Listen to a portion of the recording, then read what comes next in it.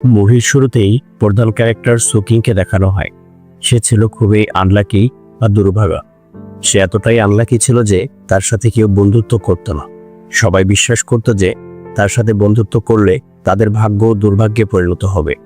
দুর্ভাগা সুকিংয়ের জন্মের সাথে সাথেই তার মা মারা যায় এবং তার বাবা সবসময় জুয়া খেলত, কিন্তু সে কখনো জিততে পারেনি। একদিন সুকিং তার বাবাকে জুয়া খেলতে সাহায্য করছিল, ফলে তার বাবা প্রথমবারের মতো জিতে যায় এবং খুশিতে স্ট্রোক করে সেখানেই মারা গিয়েছিল। এখন তার আপন বলতে রয়েছে শুধু তার একমাত্র ভাই, যে এখন ক্যান্সারে আক্রান্ত হয়ে হসপিটালে ভর্তি আছে। একদিন সে যখন বাড়ি ফিরছিল, সে দেখে ছিনতাইকারী একটি মেয়ের ব্যাগ চুরি করে পালিয়ে যাচ্ছে। সে মেয়েটিকে সাহায্য করার জন্য দেয়ালের আড়ালে লুকিয়ে পড়ে এবং সে যখন চোরকে মারতে যাবে, ভুলবশত সে চোরকে না মেরে মেয়েটিকেই মেরে বসে এবং অজ্ঞান করে ফেলে। এদিকে ছিনতাইকারী তাকে ধন্যবাদ দিয়ে চলে যায়। সেই মেয়েটির নাম হচ্ছে লু। এরপর যখন সে মন খারাপ করে বাড়ি ফিরছিল, তখন সে রাস্তায় একজন বৃদ্ধ লোককে কাগজ জ্বালাতে দেখে। বৃদ্ধ লোকটি তাকে ইশারা করে ডাকে এবং বলে, তুমি এত চিন্তিত কেন? সে ওই বৃদ্ধ লোককে বলে যে সে খুবই আনলাকি, এই জন্য তার জীবনে অনেক সমস্যার সৃষ্টি হয়েছে। সে অনেক টাকা ইনকাম করতে চায়, যা দিয়ে তার ক্যান্সারে আক্রান্ত ভাইয়ের চিকিৎসা করাতে পারবে। এ কথা শুনে বৃদ্ধ লোকটি তাকে কিছু টাকা দিতে চায়, কিন্তু সে টাকা নিতে অস্বীকৃতি জানায়। এতে বৃদ্ধ লোকটি খুশি হয়ে বলে, আমি তোমাকে গোল্ডেন আইস বা সোনালী চোখ নামের একটি অলৌকিক শক্তি উপহার দিলাম, যার মাধ্যমে তুমি যে কোনো কিছু ভেদ করে দেখতে পারবে। এই সুপার পাওয়ারের একটি শর্ত আছে, যদি খারাপ কাজে ব্যবহার করো তাহলে তুমি ধ্বংস হয়ে যাবে। পরবর্তী সিনে অনেক পুরাতন ও মূল্যবান একটি ড্রাগনের স্টাম্পের নিলাম দেখানো হয়, যেখানে একটি মেয়ে স্টাম্পটি চুরি করে সেখানে নকল স্টাম্প রেখে দেয়। মেয়েটি সিকিউরিটির কারণে স্টাম্পটি নিয়ে যেতে পারে না, তাই স্টাম্পটি একটি বইয়ের ভিতরে রেখে সেটি টেবিলের নিচে আঠা দিয়ে লাগিয়ে দেয়।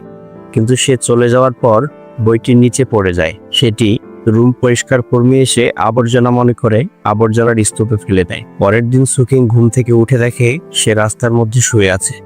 এরপর সে তার একমাত্র বন্ধু লিউয়ের কাছে চলে আসে। লিউয়ের দিদার একটি পুরাতন বইয়ের দোকান ছিল। সে প্রতিদিন লিউয়ের দিদার বইগুলো সাজিয়ে রাখতে সাহায্য করত। সেদিন ওই ড্রাগন স্টাম্পওয়ালা বইটি তাদের দোকানে আসে। সুকিং যাওয়ার সময় কয়েকটি বই কিনে নেয়, যার মধ্যে সেই বইটিও ছিল।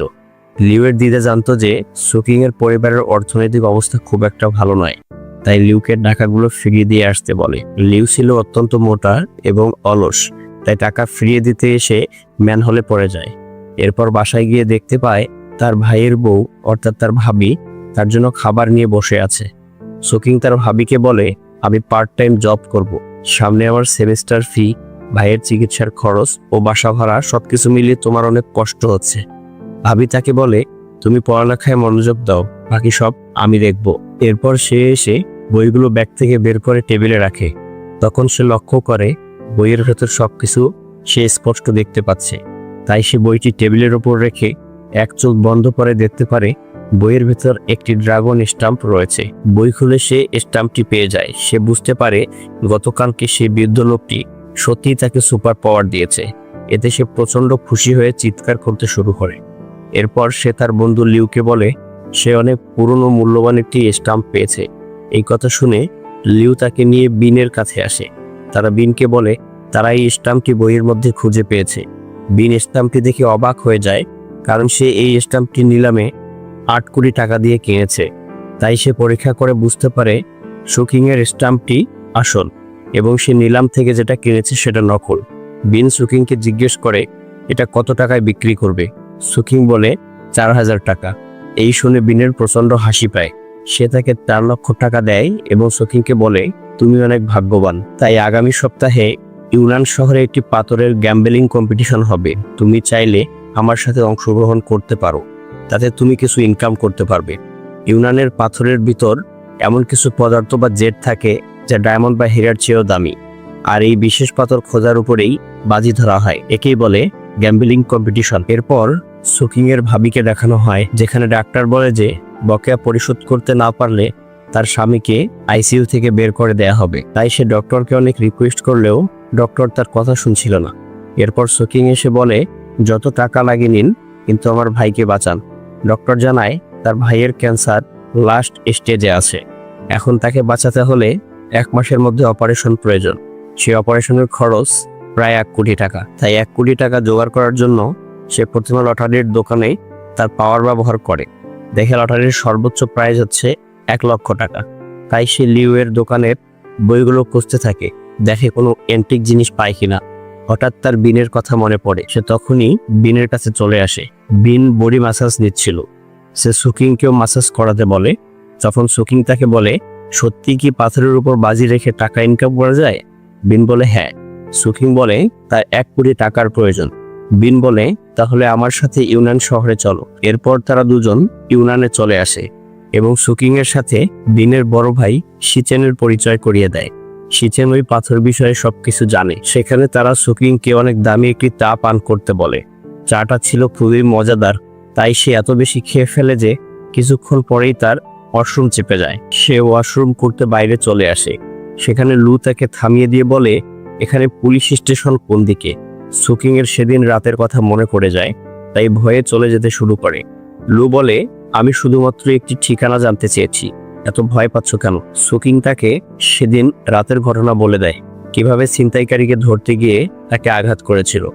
লু বলে, তোমার জন্য এখনো আমি রাস্তায় ঘুরছি, এখন আমার কাছে কোনো টাকা নেই। তাই বাধ্য হয়ে সুকিং লুকে তার হোটেলে থাকতে দেয়।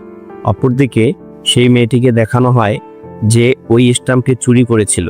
সে জেনে গিয়েছিল সুকিং স্টাম্পটি বেচে দিয়েছে, তাই তারা তাকে খুঁজতে থাকে। এরপর শিচেন সবাইকে নিয়ে পাথরের মার্কেটে চলে আসে। এরপর তাদেরকে শেখায় কিভাবে পাথরের মধ্যে জেট খুঁজতে হয়।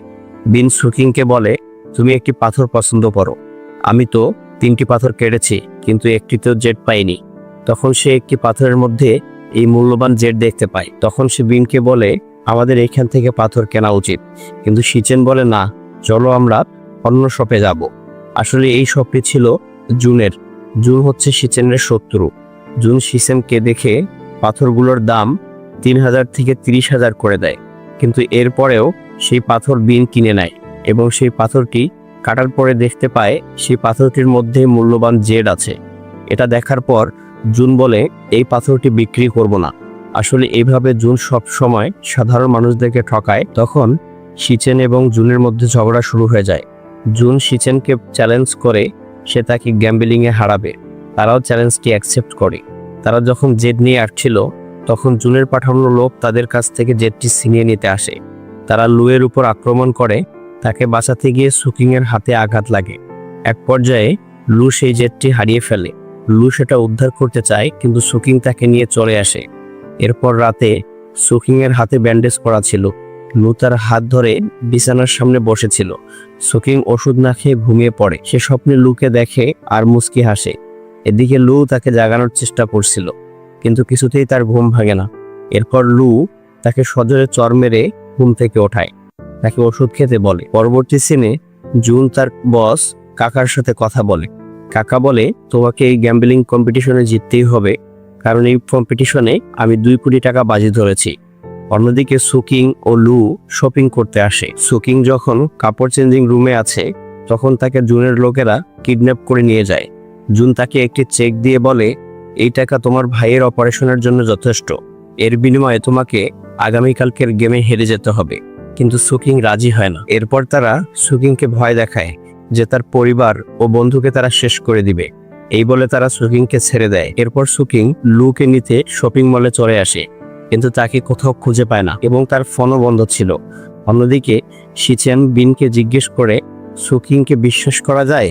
তখনই সুকিং তাদের কাছে এসে লু আর জুনের কথা বলতে যাবে কিন্তু তাকে কিছু বলার সুযোগ না দিয়ে বিন বলে, তোমার উপর বিশ্বাস করে শিচেন তার সকল সম্পত্তি বাজি ধরেছে।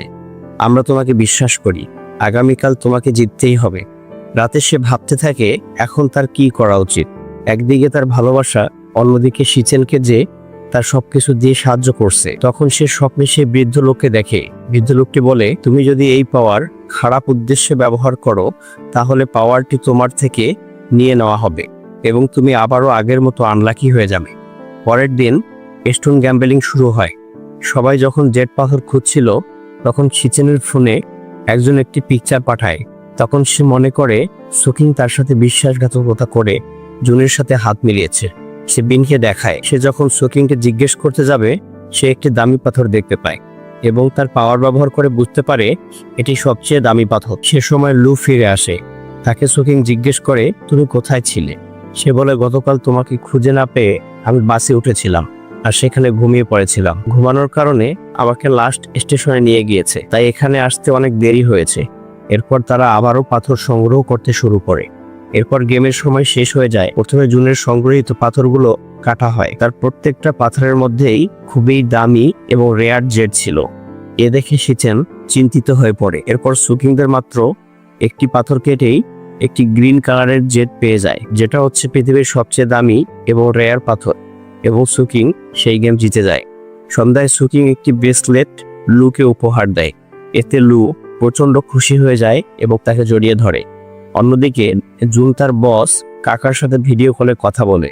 কম্পিটিশনে হেরে যাওয়ায় তার কাছে ক্ষমা চায় এবং বলে, আমি সবকিছু ঠিক করে দেব, আর এই কম্পিটিশনে যে টাকা হারিয়েছো তার পরবর্তীতে তোমাকে আসল ড্রাগন স্টাম্প এনে দেব। তাই কাকা শেষবারের মতো একটি সুযোগ দেয়।